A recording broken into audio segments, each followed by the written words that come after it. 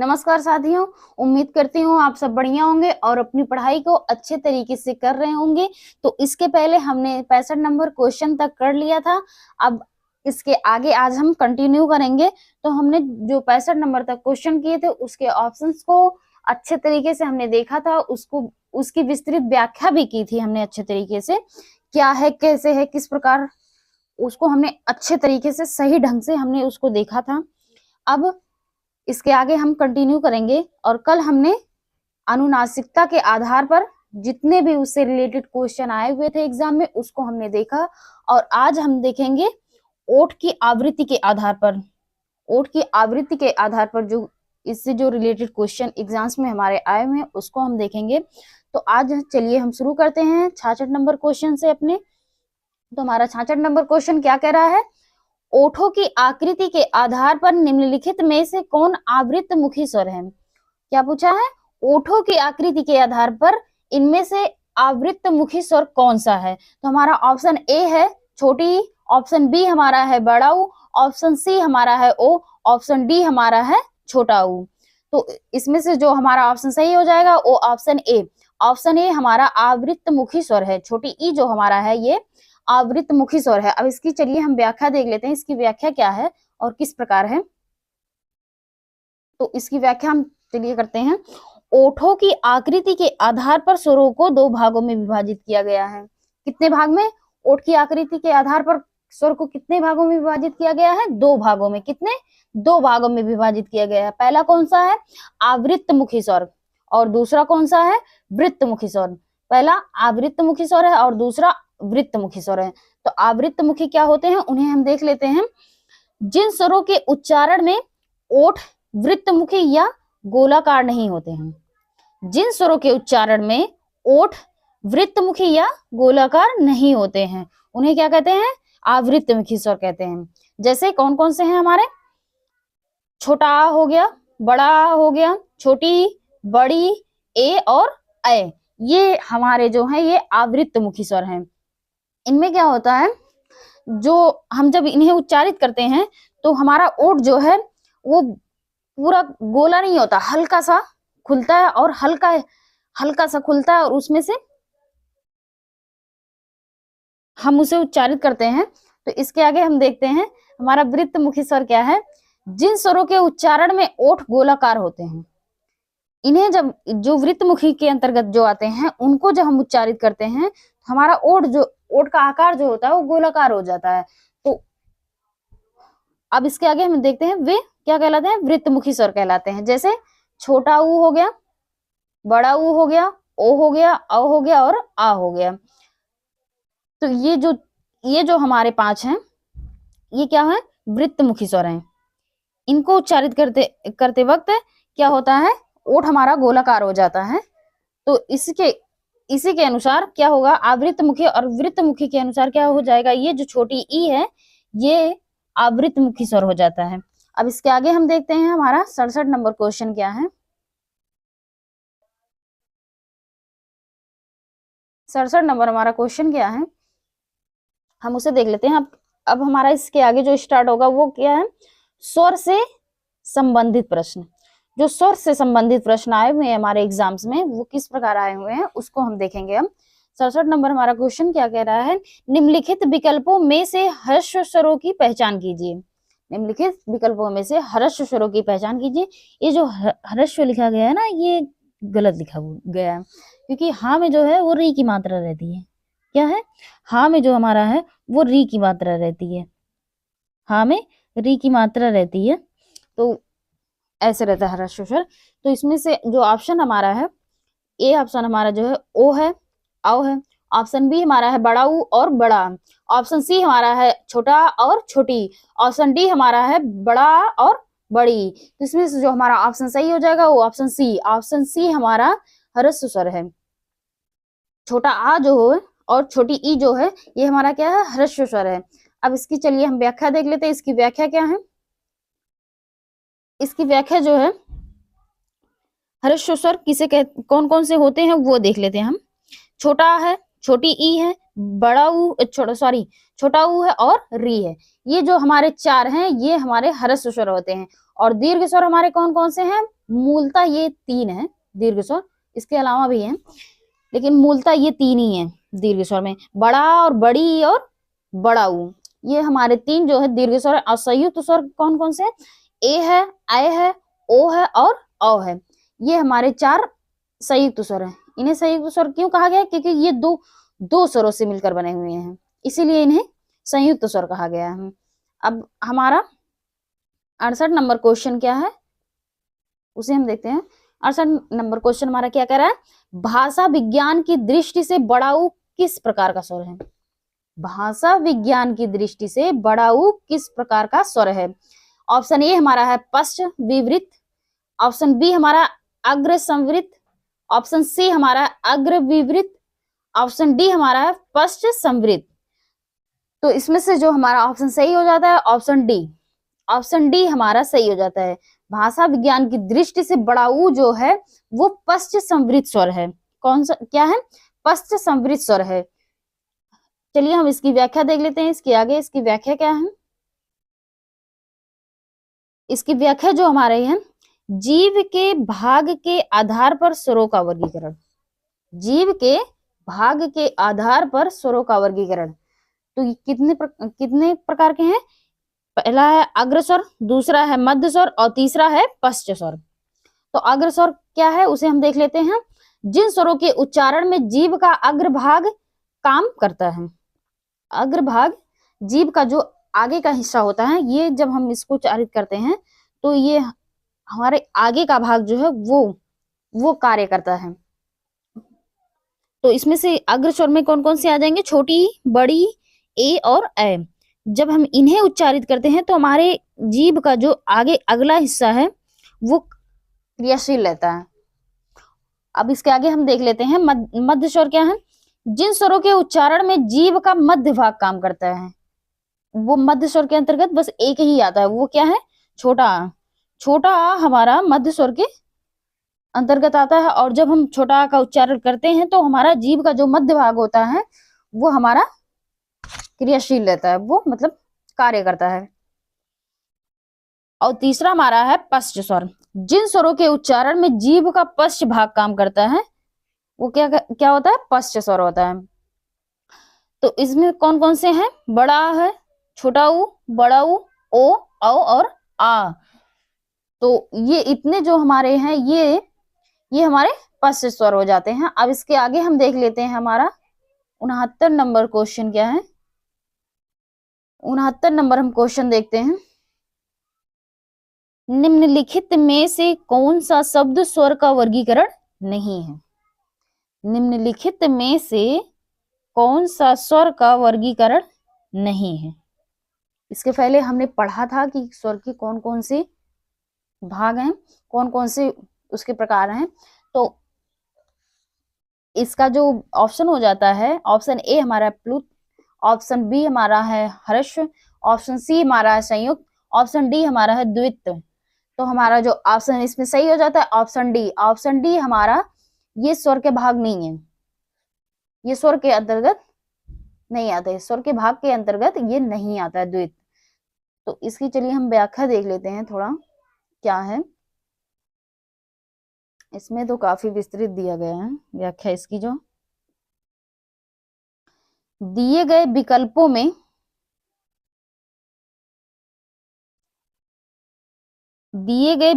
में से द्वित स्वर का वर्गीकरण नहीं है। जो द्वित है वो स्वर का वर्गीकरण नहीं है। बाकी जो 3 हैं, जो 3 बचे हुए हैं ऑप्शन में, वो स्वर के भेद हैं। मूलतः स्वर 3 ही प्रकार का होता है। पहला स्वर जो है वो कितने प्रकार का होता है? 3 प्रकार का। आगे देख लेते हैं ह्रस्व स्वर। ह्रस्व, अभी मैंने इसके पहले क्वेश्चन में इसकी व्याख्या की थी कि ह्रस्व स्वर कौन से हैं, दीर्घ स्वर कौन से हैं, संयुक्त स्वर कौन से होते हैं। तो आप लोग को पता ही होगा कि कौन कौन से हैं। मैंने इसके पहले हम कई बार बता चुके हैं कि ह्रस्व स्वर क्या है, दीर्घ स्वर क्या है, स्वर संयुक्त स्वर क्या है। तो इसके आगे हम देख लेते हैं। मात्रा के आधार पर भी स्वर 3 प्रकार के होते हैं। मात्रा के आधार पर स्वर 3 प्रकार के होते हैं। तो कौन कौन से होते हैं? ह्रस्व स्वर, एक मात्रिक स्वर। ह्रस्व स्वर को एक मात्रिक भी स्वर कहा जाता है। और दूसरा क्या है, दीर्घ स्वर और द्विमात्रिक स्वर। दीर्घ स्वर को द्विमात्रिक स्वर भी कहते हैं। प्लुत स्वर या त्रिमात्रिक, प्लुत स्वर या त्रिमात्रिक इसे भी कह देते हैं प्लुत स्वर को।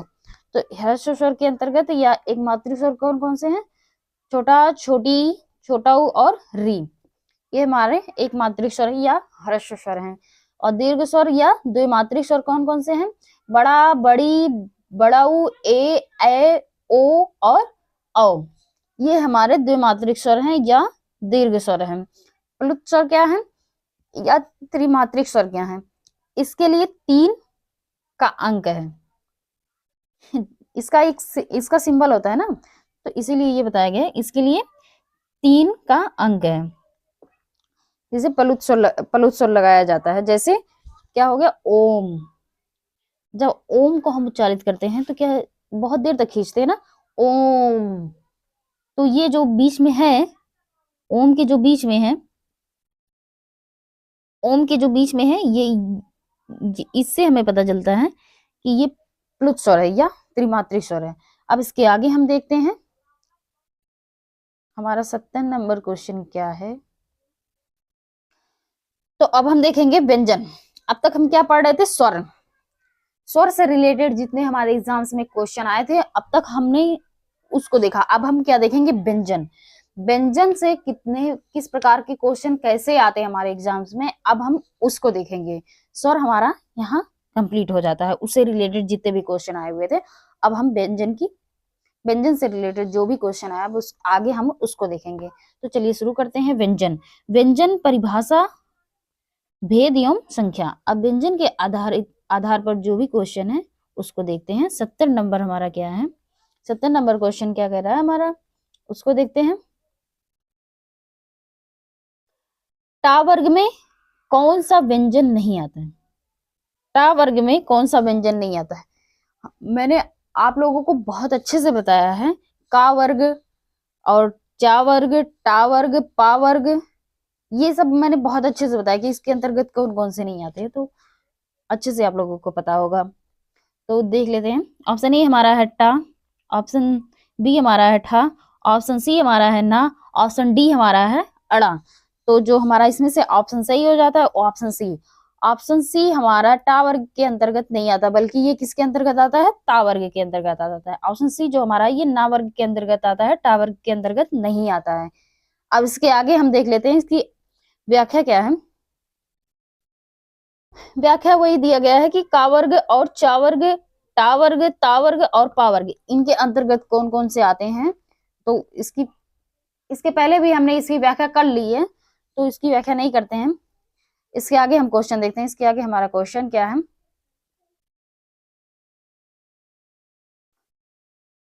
इसके आगे हमारा 71 नंबर क्वेश्चन क्या है उसको हम देखते हैं। 71 नंबर हमारा क्वेश्चन क्या है, हिंदी व्यंजनों के उच्चारण की दृष्टि से कितने भागों में बांटा गया। हिंदी व्यंजनों को उच्चारण की दृष्टि से कितने भागों में बांटा गया है। तो ऑप्शन ए हमारा है 4, ऑप्शन बी हमारा है 14, ऑप्शन सी हमारा है 12, ऑप्शन डी हमारा है 8 और ऑप्शन ई भी है इसमें, उपयुक्त में से कोई नहीं। तो इसमें जो हमारा ऑप्शन सही हो जाएगा option D, sorry option E.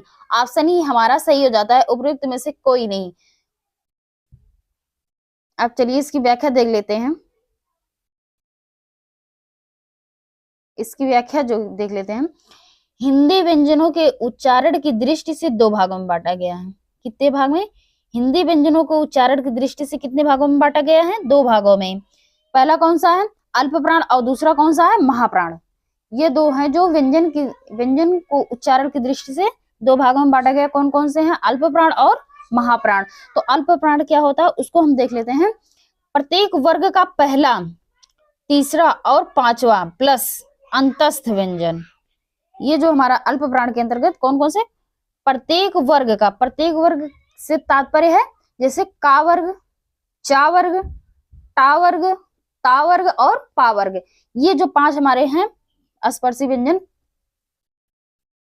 इनको वही बताया गया, उसमें से जो प्रत्येक वर्ग का पहला और तीसरा और पांचवा प्लस कौन सा अंतस्थ, अंतस्थ हमारे कौन कौन से हैं, या र ल व, ये चार हमारे जो हैं ये अंतस्थ व्यंजन है। ये वर्ग का पहला, तीसरा, पांचवा और अंतस्थ ये हमारे अल्प प्राण होते हैं। और महाप्राण कौन से होते हैं, प्रत्येक वर्ग का दूसरा और चौथा वर्ण प्लस ऊष्म व्यंजन, प्रत्येक वर्ग का दूसरा और चौथा प्लस कौन सा, ऊष्म व्यंजन, ये हमारे किसके अंतर्गत आते हैं, महाप्राण के अंतर्गत आते हैं। तो ऊष्म व्यंजन हमारे कौन कौन से हैं, पहला है बड़ा सा और दूसरा है खष्टी सा और तीसरा है छोटा सा और चौथा है हमारा, हाँ ये जो चार हमारे हैं क्या है, ऊष्म व्यंजन है। अब इसके आगे हम देख लेते हैं हमारा 72 नंबर क्वेश्चन क्या है।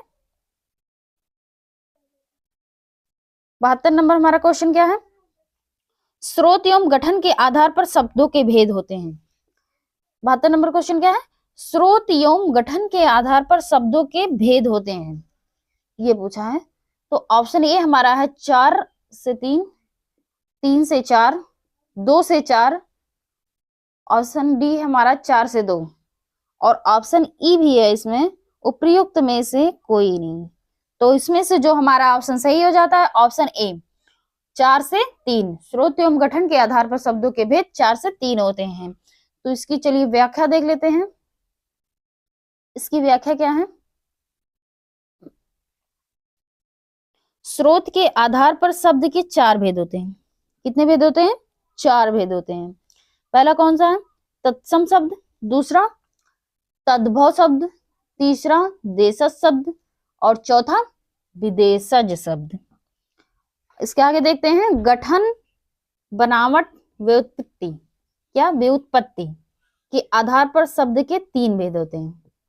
स्रोत के आधार पर कितने होते हैं, 4 और गठन, बनावट और व्युत्पत्ति के आधार पर 3 होते हैं। कौन कौन से, रूढ़ शब्द, यौगिक शब्द और योग रूढ़ शब्द। इसमें क्या कहा गया, कभी कभी क्वेश्चन बन भी जाता है और शायद बना भी होगा और आगे बन भी सकता है कि स्रोत के आधार पर कितने होते हैं, 4 होते हैं और व्युत्पत्ति के आधार पर कभी कभी बनावट भी दे देगा तो कभी कभी व्युत्पत्ति दे देगा। तो चाहे जो दे दे तो हमें कंफ्यूज नहीं होना है। तो हम देखते हैं व्युत्पत्ति के आधार पर कितने होते हैं, 3 और स्रोत के आधार पर कितने होते हैं, 4। अब इसके आगे हम देखते हैं हमारा 73 नंबर क्वेश्चन क्या है, निम्नलिखित में से अंतस्थ व्यंजन नहीं है। निम्नलिखित में से अंतस्थ व्यंजन नहीं है। तो ऑप्शन ए हमारा है र, ऑप्शन बी हमारा है पा, ऑप्शन सी हमारा है वा, ऑप्शन डी हमारा है ला। अभी इसके पहले क्वेश्चन में मैंने बताया था, जो उसकी व्याख्या थी उसके अंतर्गत आया था कि अंतस्थ व्यंजन कौन कौन से हैं। तो इसमें से जो हमारा ऑप्शन सही हो जाएगा वो ऑप्शन बी, ऑप्शन बी हमारा सही हो जाता है। पा जो है वो अंतस्थ व्यंजन नहीं, बाकी ये 3 ऑप्शन जो हैं ये 3 ऑप्शन अंतस्थ व्यंजन के अंतर्गत आते हैं। अब इसके आगे हम देख लेते हैं इसकी व्याख्या क्या है, इसकी व्याख्या देखते हैं। दिए गए विकल्पों में से पा अंतस्थ व्यंजन नहीं है, पा जो है वो अंतस्थ व्यंजन नहीं है, जबकि या, र, ल, व ये 4 हमारे जो है ये अंतस्थ व्यंजन है। ऐसे अक्षर जो ना तो पूर्णतः स्वर है और ना ही पूरी तरह व्यंजन है उन्हें अर्ध स्वर कहते हैं। क्या, जो पूरी तरह से ना व्यंजन है और ना ही स्वर है वो क्या कहलाते हैं, अर्ध स्वर कहलाते हैं। अंतस्थ या अर्ध स्वर के उदाहरण कौन कौन से हैं, अंतस्थ या अर्ध स्वर।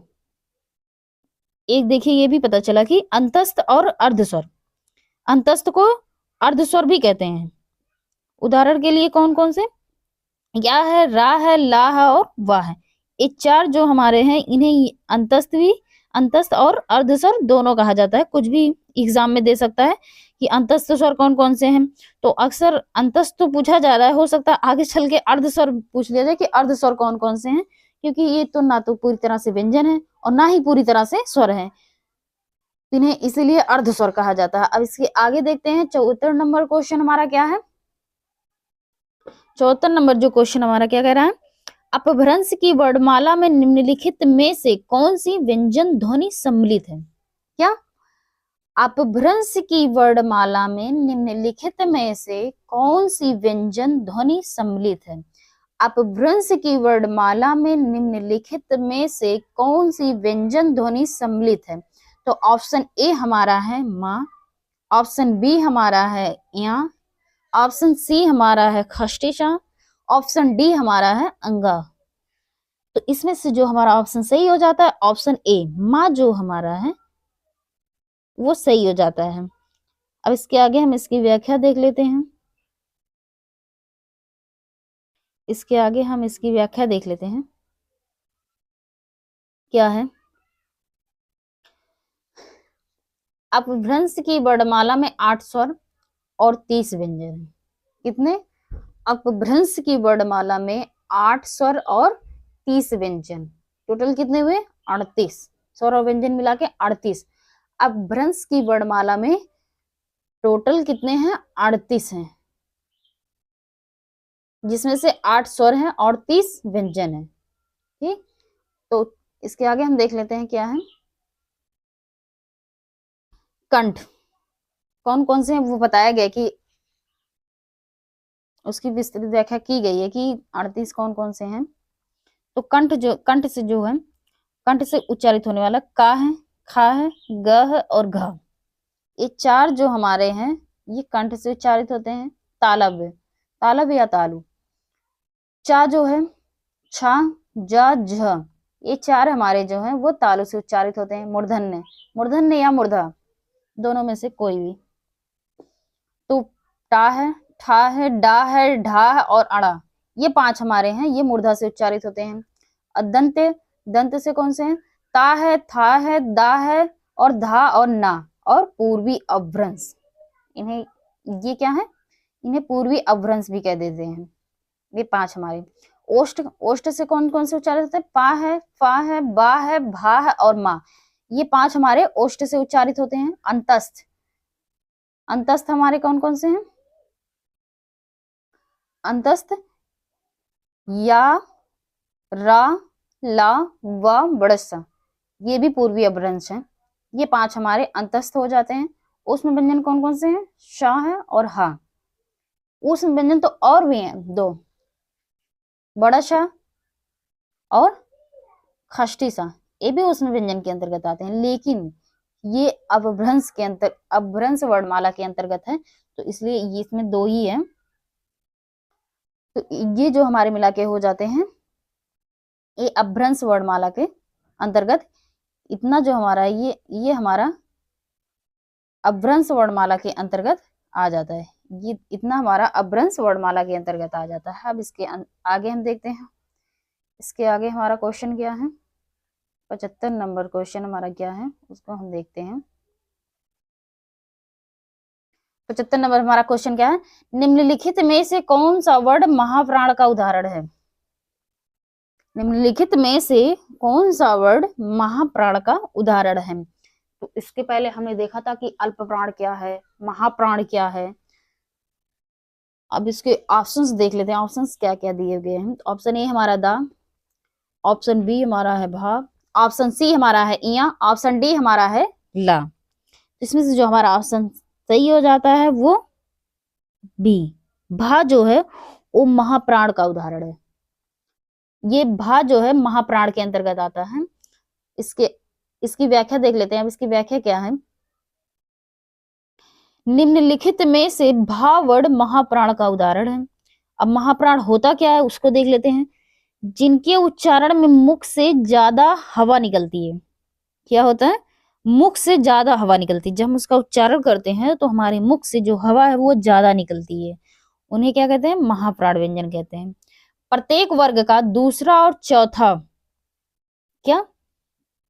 प्रत्येक वर्ग का दूसरा और चौथा जो होता है, और उसके साथ क्या होता है? ऊष्म वर्ड। जो ऊष्म वर्ड होते हैं, शा, शा, हा, मतलब बड़ा सा, छोटा सा, खष्टी सा और हा, जो ऊष्म होते हैं वो भी हमारे महाप्राण के अंतर्गत आते हैं। दूसरा और चौथा और ऊष्म व्यंजन, जो ये तीनों हैं ये हमारे महाप्राण होते हैं। अब इसके आगे देखते हैं। दूसरा चौथा कहने का तात्पर्य क्या है उसको हम देखते हैं, ये दिया गया है। तो का वर्ग में दूसरा और चौथा कौन सा है? खा है और घा। और चा वर्ग में छा है और झा। और टा वर्ग में ठा है और ढा। ता वर्ग में था है और धा है। पा वर्ग में फा है और मा है। और इसके अलावा जो मैंने कहा था कि ऊष्म वर्ड कौन कौन से हैं? बड़ा सा, खष्टी सा, छोटा सा और हा। ये जो हमारे हैं इतने, ये हमारे महाप्राण व्यंजन होते हैं। इतना हमारा महाप्राण व्यंजन के अंतर्गत आता है। अब इसके आगे हम देख लेते हैं हमारा 76 नंबर क्वेश्चन क्या है। 76 नंबर क्वेश्चन क्या है? जब दो व्यंजन एक साथ मिलते हैं तो उन्हें क्या कहते हैं? क्या? जब दो व्यंजन एक साथ मिलते हैं तो उन्हें क्या कहते हैं? ऑप्शन ए हमारा है अंतस्थ, ऑप्शन बी हमारा है महाप्राण, ऑप्शन सी हमारा है अल्पप्राण, ऑप्शन डी हमारा है संयुक्त व्यंजन। तो हमारा जो इसमें से ऑप्शन सही हो जाएगा ऑप्शन डी।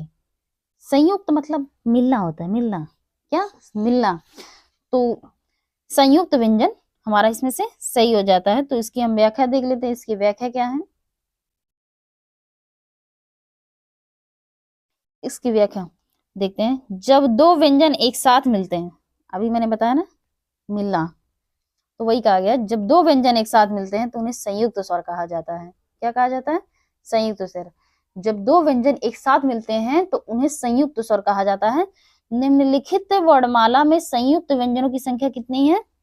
वर्णमाला में संयुक्त व्यंजनों की संख्या कितनी है? 4 है। कितनी है? 4। कौन कौन से? पहला छा है, दूसरा त्र है, तीसरा ज्ञा है और चौथा श्रा है। पहला छा, दूसरा त्रा, तीसरा ज्ञा और चौथा श्रा। तो ये किससे मिलकर बना है? क प्लस खष्टी सा से मिलकर छा बना हुआ है। त्रा किससे बना है? ता और रा। और ज्ञा किससे बना हुआ है? ज और या। और श्रा किससे मिलकर बना हुआ? बड़ा श और रा। ये हमारा जो है, ये इतने हमारे जो है संयुक्त व्यंजन है। अब इसके आगे हम देख लेते हैं 77 नंबर हमारा क्वेश्चन क्या है। 77 नंबर तो बहुत इंपॉर्टेंट हो जाता है, क्योंकि ये देखिए कितने कितने एग्जाम्स में आए हुए हैं, कई एग्जामों में पूछा गया है। 1 2 3 4 5 6 7 8 9, अभी लगता है मुझे इसके आगे भी है 9। अभी देखिए 9 10 11 12 13 एग्जाम्स में पूछे गए हैं। केबीएस में तो 4 बार पूछे गए हैं। कितने बार? 4 बार केबीएस में पूछा गया है। 9-10 बार एग्जाम में पूछने का मतलब बहुत इंपॉर्टेंट हो जाता है। हो सकता है आगे भी पूछा जाए, तो इसे हम थोड़ा अच्छे से देखते हैं क्या है। ऐसा भी क्या क्वेश्चन है कि 10-10 एग्जाम्स में पूछा गया, वो भी इतनी बार पूछा गया। 77 नंबर क्वेश्चन क्या है? Important question. ये क्या इंपॉर्टेंट क्वेश्चन है ये भैया, इसको देखते हैं। ओष्ठ अल्प प्राण घोष वर्ड का उदाहरण नहीं है। वाह, ओष्ठ अल्प प्राण घोष वर्ड का उदाहरण नहीं है। ओष्ठ अल्प प्राण घोष वर्ड का उदाहरण कौन सा है? सॉरी, मैंने इसके पहले कह दिया था कि नहीं है। ओष्ठ अल्प प्राण घोष वर्ड का उदाहरण कौन सा है ये पूछा है। तो ऑप्शन ए है भ, ऑप्शन बी है ब, ऑप्शन सी है प, ऑप्शन डी है फ। तो इसमें से जो हमारा ऑप्शन सही हो जाएगा वो ऑप्शन बी। ऑप्शन बी हमारा सही हो जाता है। बा जो है ओष्ठ अल्प प्राण घोष वर्ड का, सॉरी, ओष्ठ अल्प प्राण घोष वर्ड के अंतर्गत आता है। तो इसके आगे हम इसकी व्याख्या देख लेते हैं। इस क्वेश्चन को ध्यान में रखिएगा, क्योंकि ये कई एग्जाम्स में पूछे गए हैं। हो सकता है आगे भी पूछे जाए और बाकी जगह कोई और वर्ड देकर पूछा जाए। तो इसके आगे हम देख लेते हैं इसकी व्याख्या। इसकी व्याख्या क्या है? इसकी व्याख्या हम देखते हैं। वर्ड है और उसके उच्चारण के प्रकार है, कैसे किस किस प्रकार से वो उच्चारित होते हैं वो दिया गया। तो उच्चारण स्थान कौन कौन से हैं? कंठ है, तालव्य है, मूर्धन्य है, दंत है और ओष्ठ है। ये जो हमारे हैं 5 हमारे हैं, ये उच्चारण स्थान है। अब पहला अघोष। अघोष जो हमारा है ये छोटा सा ना होके खष्टी सा यहाँ होना चाहिए था। अघोष, अघोष अल्प प्राण। तो अघोष अल्प प्राण के अंतर्गत कौन कौन से आते हैं? का है, चा है, टा है, ता है और पा है। मतलब स्पर्श व्यंजन का प्रथम वर्ड जो है वो हमारे अल्प प्राण या अघोष दोनों कहा जाता है।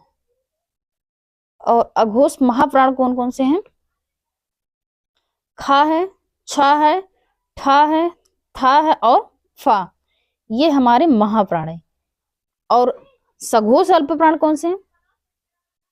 ग है, जा है, डा है, दा है और बा, ये हमारे सघोष अल्प प्राण है। ये क्या थे? अघोष अल्प प्राण थे। और ये क्या है? ये क्या थे?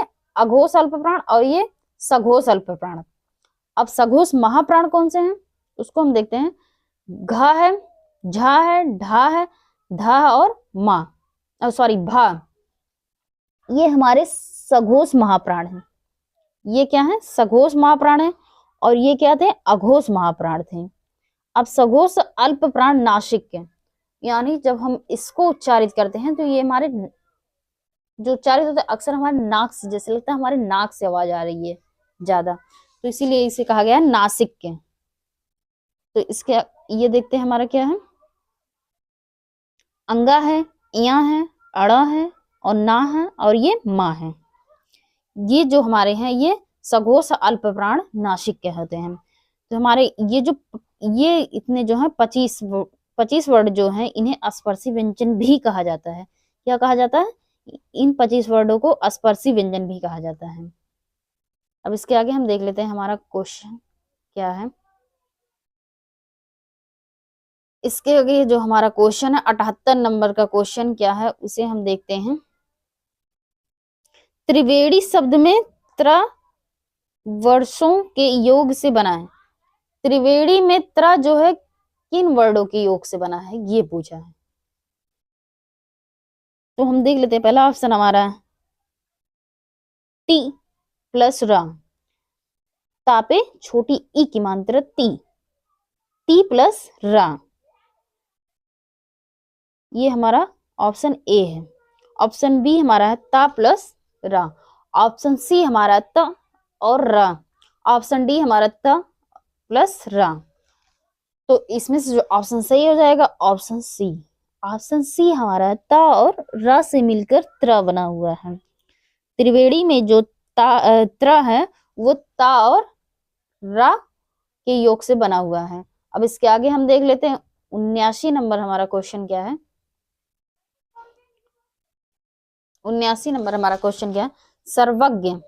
अब देख रहे हैं किस प्रकार से क्वेश्चन पूछा जा रहा है। उसको एक शब्द देकर उसके अंतर्गत जो वर्ड है उसको पूछ रहा है।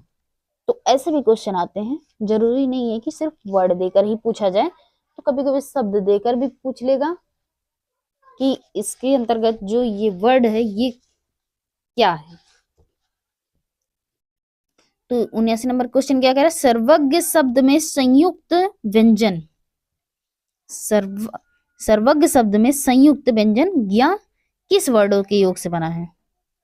संयुक्त स्वर जो है, सॉरी संयुक्त व्यंजन ज्ञ जो है ये किस वर्ड के योग से बना है? तो ऑप्शन ए हमारा है जा प्लस या, ऑप्शन बी हमारा है जा और या, ऑप्शन सी हमारा जा और या, ऑप्शन डी हमारा जा और या। तो इसमें से जो हमारा ऑप्शन सही हो जाता है ऑप्शन ए। ऑप्शन ए हमारा सही होता है। जा और या से मिलकर ज्ञ बना है। जा और या से मिलकर ज्ञ बना है। क्या? जा और या से बनकर ज्ञ बना है। अब इसके आगे हम देख लेते हैं 80 नंबर क्वेश्चन हमारा क्या है। इसको कूट से मिलाना है। 80 नंबर, सूची 1 में 4 वर्ड एवं सूची 2 में उनके उच्चारण स्थान दिए गए हैं। सूची 1 का मिलान सूची 2 से कीजिए तथा दिए गए कूट से सही उत्तर चुनिए। तो सूची 1 में क्या दिए गए? ए हमारा सा है और बी हमारा खष्टी सा है, सी हमारा बड़ा शाह है, ऑप्शन डी हमारा सॉरी डी जो है ना है। तो इसका जो इधर है सूची 2 में मूर्धा है, नासिक के हैं और दंत है और तालु है। तो इसमें से सा हमारा जो है, इसमें से सा हमारा जो, सॉरी यार, सॉरी 80। तो इसमें से जो हमारा ऑप्शन सही हो जाएगा वो ऑप्शन सी, ऑप्शन सी हमारा सही हो जाता है। तो इसमें से चलिए हम मिला लेते हैं, इसमें पहले हम मिला लेते हैं कौन कौन सा है,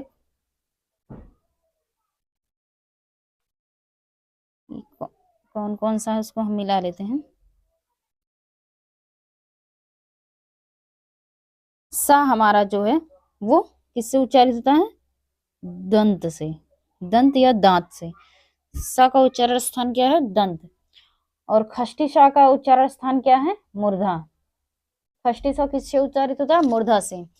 और बड़ा सा जो हमारा है वो हमारा तालु से उच्चारित होता है, किससे, तालु से बड़ा सा उच्चारित होता है। और ना जो हमारा है वो नासिक से उच्चारित होता है, नासिक या नासिका कुछ भी कह दिया जाता है, दोनों में से कुछ भी हम कह सकते हैं, नासिक या नासिका। तो शाह हमारा दांत से उच्चारित है, खष्टी सा हमारा मूर्धा से, बड़ा सा हमारा तालु से, और ना जो हमारा है वो नासिक से। तो ऐसे में हमारा ऑप्शन सी जो हमारा वो सही हो जाता है, ऑप्शन सी हमारा, ऑप्शन सी हमारा सही हो जाता है। इसकी व्याख्या देख लेते हैं, इसकी व्याख्या कुछ दिया नहीं है बहुत। सा का उच्चारण स्थान क्या है, दांत। खष्टी सा का मूर्धा और बड़ा सा का तालु होता है, और ना का उच्चारण स्थान नासिका से होता है। अब इसके आगे हम देख लेते हैं वर्णों का उच्चारण स्थान। कंठ से का वर्ग जितने हैं वो कंठ से उच्चारित होते हैं। इसके अलावा जो स्वर हैं छोटा और बड़ा ये भी कंठ से उच्चारित होते हैं। तालव्य, तालव्य के अंतर्गत चा वर्ग जितने हैं ये 5 जो हमारे हैं ये चा वर्ग के अंतर्गत आते हैं ये।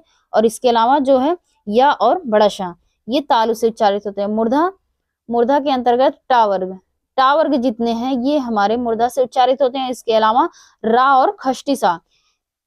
दंत से ता वर्ग जितने हैं ये 5 ये दंत से उच्चारित होते हैं। और इसके अलावा जो है वो ला है और छोटा सा है। ओष्ठ से कौन कौन से, पावर्ग, पावर्ग के अंतर्गत जितने आते हैं वो ओष्ठ से उच्चारित होते हैं। इसके अलावा जो 200, इसके अलावा 2 स्वर भी हैं, छोटा ऊ और बड़ा ऊ, ये हमारे ओष्ठ से उच्चारित होते हैं। नासिका से अंगा है, इया है, अड़ा है और ना और मा, ये हमारे जो 5 है ये नासिका से उच्चारित होते हैं। कंठ और तालु से, कंठ तालव्य यानी कंठ और तालु से दोनों से उच्चारित होने वाले 2 वर्ड हैं ए और ऐ। ए जो है ये कंठ और तालु से उच्चारित होते हैं। अंतस्थ हमारे कौन कौन से हैं, या है, रा है, ला है और वा। ये तो हमें भूलना नहीं है क्योंकि हम इतनी बार कर चुके हैं, तो इतनी बार इसे देख चुके हैं, ये हमें भूलना नहीं है। इसके आगे देख लेते हैं ऊष्म व्यंजन। ऊष्म व्यंजन है बड़ा सा, खष्टी सा, छोटा सा और हा, ये 4 हमारे ऊष्म व्यंजन है। अब इसके आगे हम 81 नंबर क्वेश्चन देखते हैं। 81 नंबर क्वेश्चन हमारा क्या है, किस व्यंजन के उच्चारण में जीवा तालु से नहीं टकराती है। ऐसा कौन सा व्यंजन है जो जिसका हम उच्चारण जब करते हैं तो वो जीवा जो है, जीवा मतलब जीव, वो तालु से नहीं टकराती है, टच नहीं करती है उसे। ऑप्शन ए हमारा जा, ऑप्शन बी हमारा है बड़ा शा, ऑप्शन सी हमारा है चा और ऑप्शन डी हमारा है घा। तो इसमें से जो हमारा ऑप्शन सही हो जाएगा ऑप्शन डी, ऑप्शन डी घा। ये इसका जब हम उच्चारण करेंगे तो हमारी जीभ जो है वो तालु से नहीं टकराएगी। घा जो हमारा है वो क्या है, ये कंठ से, कंठ से उच्चारित होता है। इसका उच्चारण स्थान क्या है, कंठ है। इसके आगे हम देखते हैं क्वेश्चन 82 नंबर। हमारा 82 नंबर क्वेश्चन क्या है उसको हम देख लेते हैं। निम्नलिखित में से किस विकल्प में अनुनासिक का प्रयोग हुआ है। अभी मैंने बताया था कि स्पर्श व्यंजन के जो पंचम वर्ण होते हैं 5 वो अनुनासिक होते हैं, सॉरी हाँ अनुनासिक वर्ड होते हैं। तो ऑप्शन ए हमारा इसमें से है संकर हिंदी, ऑप्शन बी हमारा अतः, प्रातः। ऑप्शन सी हमारा अंग और आह। ऑप्शन डी हमारा चांद और सांस। ऑप्शन डी क्या है, चांद और सांस। तो इसमें से जो ऑप्शन सही हो जाता है ऑप्शन डी। ऑप्शन डी हमारा ये अनुनासिक प्रयोग, अनुनासिक का प्रयोग इसमें हुआ है। तो इसकी व्याख्या देख लेते हैं, इसकी व्याख्या क्या है। जिन वर्डों का उच्चारण मुख और नासिका दोनों से किया जाता है, क्या, जिनका उच्चारण मुख और नासिका से दोनों से किया जाता है वो क्या कहलाता है, अनुनासिक वर्ड कहलाता है। अनुनासिक वर्ड के ऊपर चंद्र बिंदु लगा होता है। अनुनासिक वर्ड एक पहचान है क्या, अनुनासिक जो भी स्वर होगा, वर्ड होगा, उसके ऊपर क्या लगा होगा, चंद्र बिंदु लगा होगा। तो ये हमारा एक की पॉइंट हो जाता है कि जो जिसके ऊपर चंद्र बिंदु लगा होगा वो हमारा क्या होगा, अनुनासिक वर्ड होगा। तो इससे हम भूलेंगे नहीं कि अनुनासिक वर्ड क्या होता है। तो जैसे क्या हो जाएगा, जैसे चांद हो गया, चांद के ऊपर भी देखिए चंद्र बिंदु लगा हुआ है, सांस के ऊपर भी लगा हुआ है चंद्र बिंदु, आधी हो गया, ऊंट हो गया, ऐसे कई प्रकार कई वर्ड हैं जिनके ऊपर ये चंद्र बिंदु लगा होता है। तो इससे हम भूलेंगे नहीं कि अनुनासिक क्या होता है। इससे हमें याद रहेगा कि अनुनासिक के ऊपर क्या लगा होता है, अनुनासिक वर्ड के ऊपर क्या लगा होता है, चंद्र बिंदु का चिन्ह होता है। तो 83 नंबर क्वेश्चन क्या है उसको हम देख लेते हैं। ओष्ठ वर्ड किस विकल्प में है, ओष्ठ से उच्चारित होने वाले वर्ड किस विकल्प में है। तो ऑप्शन ए हमारा है का, ख, ग, घ। ऑप्शन बी हमारा है छोटा, छोटी ई, री और विसर्ग। ऑप्शन सी हमारा है पा, फ, ब, भ। ऑप्शन डी हमारा ता, थ, द, ध। तो इसमें से जो हमारा ऑप्शन सही हो जाएगा ऑप्शन सी। ऑप्शन सी हमारा सही हो जाता है। पा वर्ग जो हमारा है वो ओष्ठ से उच्चारित होता है। पा वर्ग जितने हैं वो हमारे ओष्ठ से उच्चारित होते हैं। इसमें माँ भी आ जाएगा, माँ हमारा, ए भी हमारा ओष्ठ वर्ड के अंतर्गत आता है। तो ओष्ठ से उच्चारित होने वाले पा है, फा है, बा है और भा, और इसके अलावा माँ भी है। ये हमारे ओष्ठ से उच्चारित होते हैं। इसकी व्याख्या देख लेते हैं। जिन वर्डों का उच्चारण ओष्ठ अथवा ओठ की मदद से हो वो क्या कहलाता है, ओष्ठ वर्ड कहलाता है। जैसे पा है, फा है, बा है, भा है और माँ। और इसके अलावा जो दो स्वर होते हैं वो कौन कौन से हैं, छोटा ऊ और बड़ा ऊ। पा वर्ग के अलावा जो दो हैं, दो स्वर भी हैं, छोटा ऊ और बड़ा ऊ, ये भी हमारे ओष्ठ से उच्चारित होते हैं। इसके आगे हम देख लेते हैं 84 नंबर क्वेश्चन हमारा क्या है। संयुक्ताक्षर व्यंजन निम्नलिखित में से कौन है, संयुक्ताक्षर व्यंजन निम्नलिखित में से कौन है, यानी संयुक्त व्यंजन पूछा है, इनमें से कौन सा है। तो ऑप्शन ए हमारा छ, त्र, ज्ञ और श्र। ऑप्शन बी हमारा था, फ, ब और भ। ऑप्शन सी हमारा बड़ा सा, खष्टी सा, छोटा सा, हा। और ऑप्शन डी हमारा या, र, ला और वा। तो इसमें से जो हमारा ऑप्शन सही हो जाएगा वो ऑप्शन ए। ऑप्शन ए हमारा ये संयुक्त अक्षर व्यंजन है। ऑप्शन ए हमारा संयुक्त व्यंजन है क्योंकि ये दो व्यंजनों से मिलकर बना हुआ है, इसीलिए इसे संयुक्त व्यंजन कहा गया है। यहाँ देखिए इसकी परिभाषा दी हुई है कि संयुक्त व्यंजन क्या है। तो संयुक्त व्यंजन दो या दो से अधिक व्यंजनों के मेल से बनते हैं। संयुक्त व्यंजन क्या होते हैं, दो या दो से अधिक व्यंजनों के मेल से बनते हैं, वो क्या कहलाते हैं, संयुक्त व्यंजन कहलाते हैं। जैसे छा जो हमारा है वो का और शा से मिलकर बना हुआ है, का और खष्टी सा से मिलकर बना हुआ। त्र जो हमारा ता और रा से मिलकर बना हुआ है। ज्ञ हमारा जो है वो जा और या से मिलकर बना हुआ है। श्रा जो हमारा है बड़ा शा और रा से मिलकर बना हुआ है। तो ये चार हमारे जो हैं ये संयुक्त व्यंजन हो जाते हैं। अब इसके आगे हम 85 नंबर क्वेश्चन देख लेते हैं। हमारा 85 नंबर क्वेश्चन क्या है, निम्नलिखित में से कौन सा समूह सही नहीं है। अभी हमने बहुत क्वेश्चनों में देखा, उसका उच्चारण स्थान देखा कि कौन किससे उच्चारित होता है, तो उसको वही पूछा है कि इसमें से कौन सा समूह सही नहीं है, किसका उच्चारण स्थान सही नहीं है, वो पूछा है। ऑप्शन ए हमारा ओष्ठ, ओष्ठ से कौन कौन से, प, प फ ब भ। ऑप्शन बी हमारा कंठ क ख ग घ। और ऑप्शन सी हमारा है मूर्धन्य च छ ज झ। और ऑप्शन डी हमारा अक्षर है न ल र और श। तो इसमें से ऑप्शन जो हमारा सही हो जाता है ऑप्शन सी। ऑप्शन सी हमारा सही हो जाता है। मतलब इसमें से यही समूह जो है यही ऑप्शन सी जो है ये जो समूह है ये हमारा मतलब मूर्धा से उच्चारित नहीं होता, इसलिए ये इसमें क्या पूछा नहीं। हमें ये नहीं का ध्यान देना है।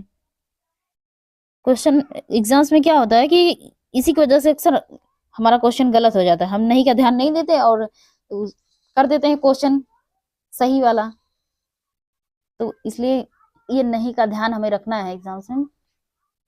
तो ऑप्शन सी जो हमारा है ये सही हो जाता है। मूर्धन्य से ये उच्चारित नहीं होते हैं। ये किससे उच्चारित होते हैं? तालव्य से।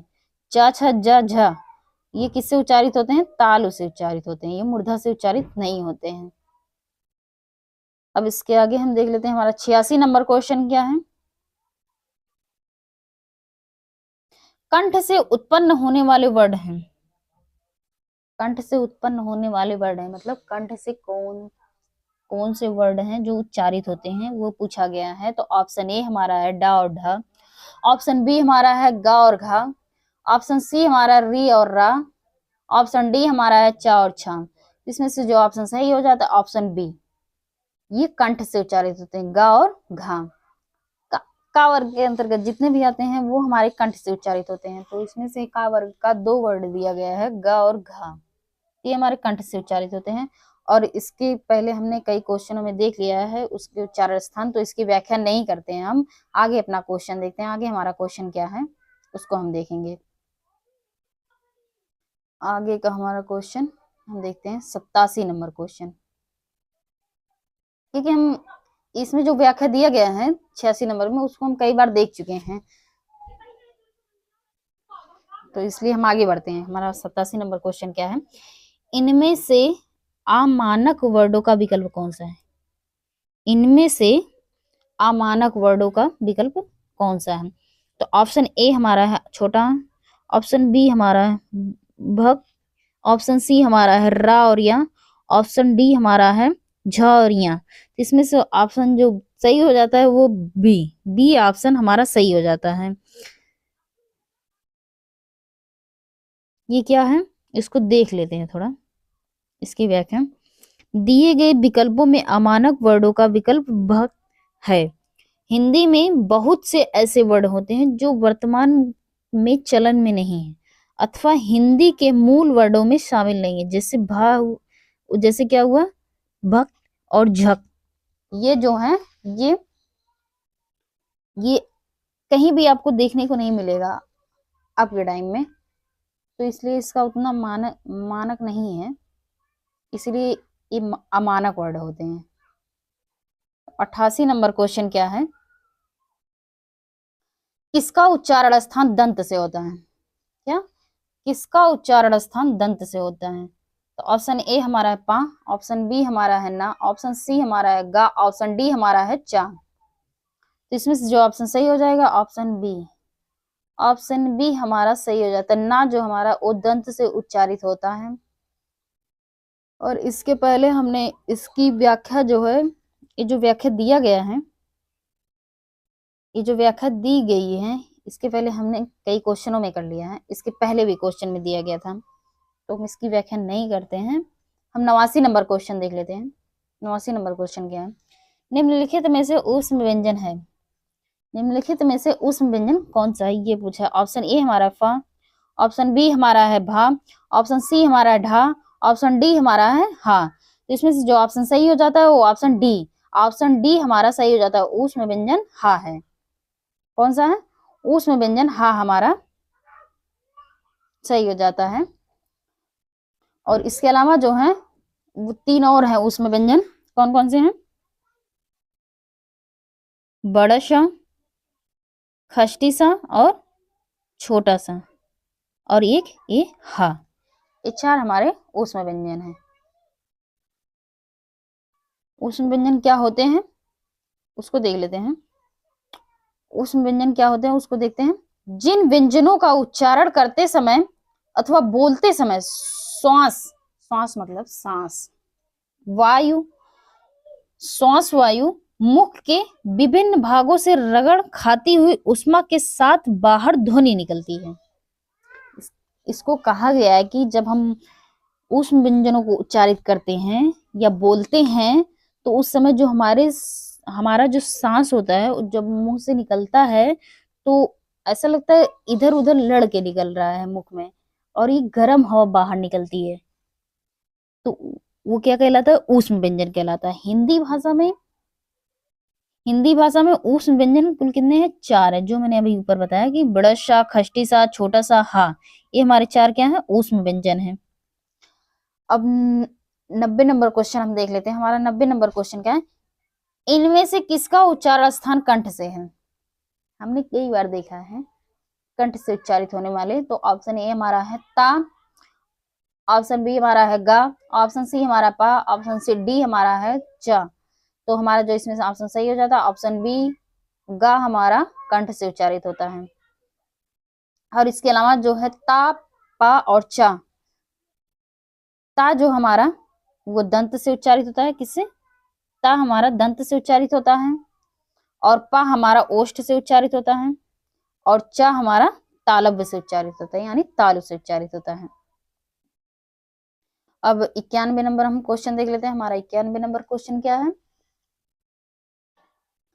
तालव्य महाप्राण घोष वर्ण का उदाहरण कौन सा है। तालव्य महाप्राण घोष वर्ण का उदाहरण कौन सा है, इसमें से पूछा गया है। तो ऑप्शन ए हमारा ठ, ऑप्शन बी हमारा छ, ऑप्शन सी हमारा है झ, ऑप्शन डी हमारा है था। तो इसमें से जो हमारा आंसर सही हो जाएगा ऑप्शन सी, ऑप्शन सी हमारा झ सही हो जाता है। ये तालव्य महाप्राण घोष व्यंजन है, ये तालव्य भी तालु से उच्चारित होता है, ये महाप्राण भी है और ये घोष वर्ण भी है। इतने क्वेश्चन बने इसमें से, एक क्वेश्चन में 3 क्वेश्चन बना। तालव्य भी इसका उच्चारण स्थान भी पूछ सकता है, तो ये तालु से होता है। ये कौन सा वर्ड है, ये महाप्राण वर्ड है। ये घोष है या सघोष है, या ये घोष है कि अघोष है, ये भी पूछ सकता है। तो ये क्या है, घोष वर्ड है। झ जो हमारा वो घोष वर्ड है। अब इसके आगे देखते हैं हम, इसकी व्याख्या देख लेते हैं। दिए गए विकल्पों में तालव्य महाप्राण घोष व्यंजन वर्ड का सही उदाहरण झ वर्ड है। शेष विकल्पों में दिए गए वर्डों का विवरण इस प्रकार है। ठा जो हमारा है वो मूर्धन्य महाप्राण अघोष व्यंजन है। क्या, मूर्धा से उच्चारित होता है और यह महाप्राण है और अघोष व्यंजन है। छा जो हमारा है वो तालव्य महाप्राण अघोष व्यंजन, ये तालु से उच्चारित होता है, महाप्राण व्यंजन है और अघोष व्यंजन है। और था जो हमारा ये दंत से उच्चारित होता है, ये महाप्राण है और अघोष है, अघोष व्यंजन है ये। अब इसके आगे देखते हैं 92 नंबर हमारा क्वेश्चन क्या है, कौन सा वर्ड पंचमा अक्षर है। कौन सा वर्ड पंचमा अक्षर है। तो ऑप्शन ए है माँ, ऑप्शन बी हमारा दा, ऑप्शन सी हमारा है गा, ऑप्शन डी हमारा है सा। इसमें से जो हमारा ऑप्शन सही हो जाता है वो ऑप्शन ए माँ जो हमारा ये पंचमा अक्षर है। जो हमारे 25 स्पर्शी व्यंजन है उसका जो पंचम वर्ड है वही हमारा पंचमा अक्षर कहलाता है। इसकी व्याख्या देख लेते हैं। इसकी व्याख्या क्या है,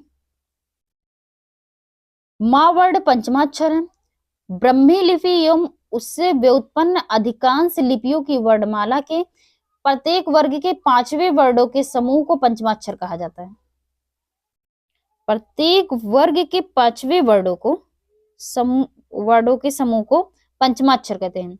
देवनागरी में अंग, या, ड़, न, म और ना और माँ, ये क्या हमारे हैं, पंचमाक्षर हैं। ये 5 हमारे पंचमाक्षर होते हैं।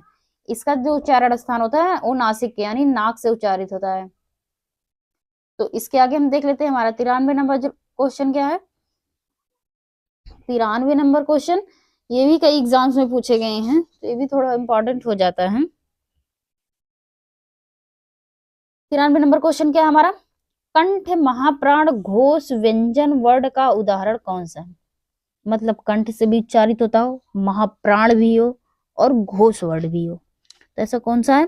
तो ऑप्शन देख लेते हैं। तो ऑप्शन ए हमारा खा, ऑप्शन बी हमारा है का, ऑप्शन सी हमारा है ग, ऑप्शन डी हमारा है हा। तो इसमें से जो हमारा ऑप्शन सही हो जाता है ऑप्शन डी, हा हमारा कंठ कंठ से उच्चारित होता है और महाप्राण भी है और घोष व्यंजन भी है।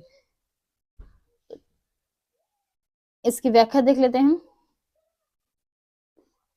हा वर्ड कंठ, महाप्राण और घोष वर्ड का उदाहरण है। जो इसके अलावा जो 3 विकल्प थे उसकी व्याख्या देख लेते हैं, वो किस किस से उच्चारित होते हैं। का जो हमारा वो कंठ से उच्चारित होता है और अल्प प्राण है और अघोष वर्ड है। खा हमारा ये भी कंठ से उच्चारित होता है, ये लेकिन महाप्राण है और अघोष वर्ड है। अंगा हमारा जो है वो कंठ से उच्चारित होता है, अल्प प्राण है और घोष वर्ड है। अब इसके आगे देखते हैं 94 नंबर क्वेश्चन क्या है।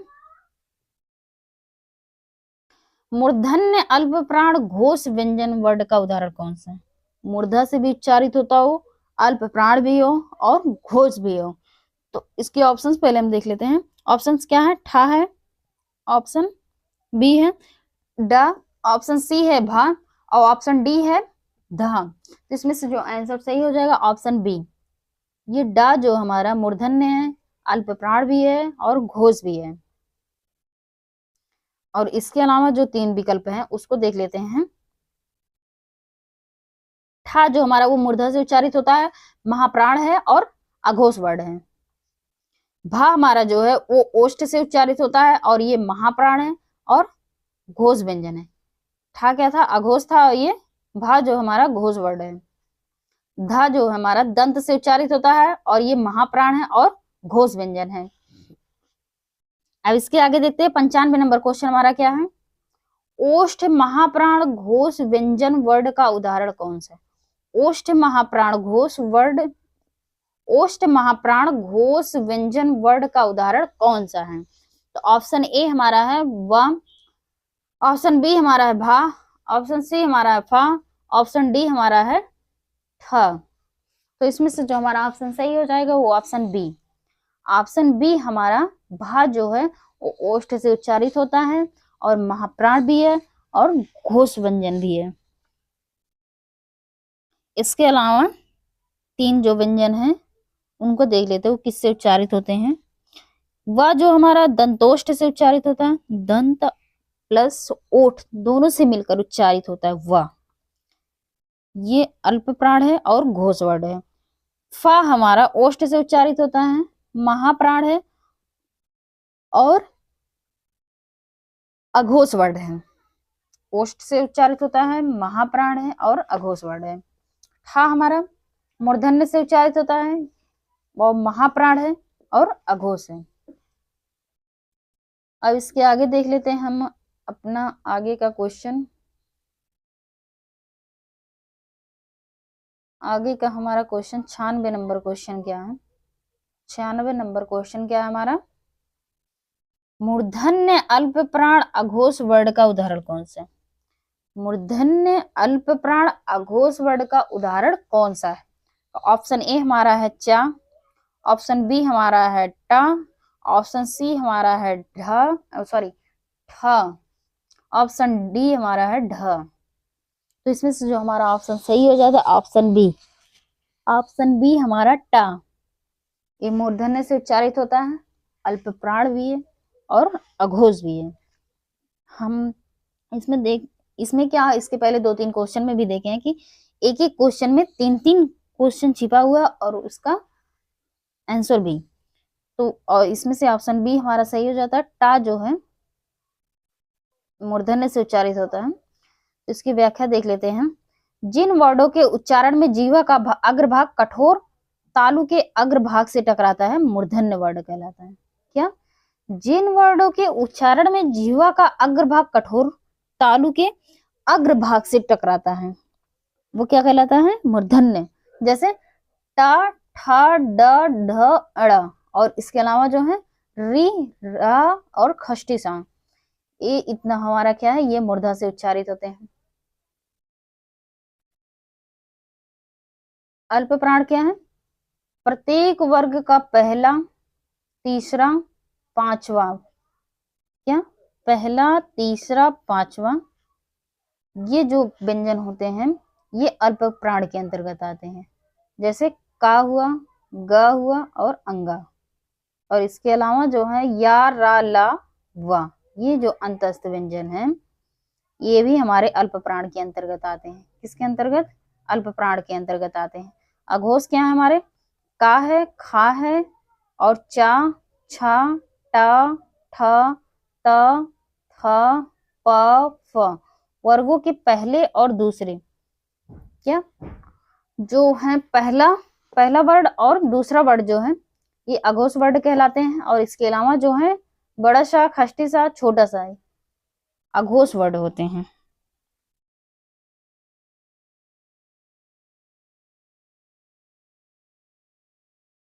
अब इसके आगे हम देख लेते हैं हमारा 97 नंबर क्वेश्चन क्या है। घा, घा, ग, घा, ग, ड, ठ, त, इनमें कितने अघोष व्यंजन हैं? इन पांचों में कौन अघोष व्यंजन है, ये पूछा है। इनमें से कौन अघोष व्यंजन है? तो ऑप्शन ए हमारा 1, ऑप्शन बी हमारा है 4, ऑप्शन सी हमारा है 2, ऑप्शन डी हमारा है 3। इसमें से जो ऑप्शन सही हो जाता है ऑप्शन सी। ऑप्शन सी हमारा सही हो जाता है। इसमें 2 ऐसे व्यंजन हैं जो हमारे अघोष व्यंजन है। कौन कौन से? ता और ठा, ये हमारे अघोष व्यंजन है। बाकी क्या है? बाकी हमारे सघोष हैं। अब इसकी व्याख्या देख लेते हैं क्या है। गा, घा, ग, ड, ढ, ता, वर्ड में 2 अघोष व्यंजन है। ये जो ठा और ता है ये अघोष व्यंजन है। इनमें से ता और ठा अघोष व्यंजन है। जिन वर्डों का उच्चारण करते समय स्वर तंत्रियां, जिन वर्डों का उच्चारण करते समय स्वर तंत्रियों में कंपन होता है उन्हें घोष या सघोष वर्ड कहते हैं। घोष वर्ड भी कहते हैं, सघोष वर्ड, दोनों में से चाहे जो कह सकते हैं हम। प्रत्येक वर्ग का तीसरा, चौथा, पांचवा वर्ड। तीसरा कौन कौन सा? तीसरा, चौथा और पांचवा, ये जो 3 है। और इसके अलावा जो है सभी स्वर और या, रा, ला और हा, ये कौन कौन से? तीसरा, चौथा, पांचवा और जितने भी स्वर हैं और ये अंतस्थ व्यंजन, ये सब क्या है? ये सघोष होते हैं। और जिन वर्डों के उच्चारण करते समय स्वर तंत्रियों में कंपन नहीं होता है वो अघोष कहलाते हैं। सघोष में क्या? स्वर तंत्रियों में कंपन होता है और अघोष में क्या होता है? स्वर तंत्रियों में कंपन नहीं होता है।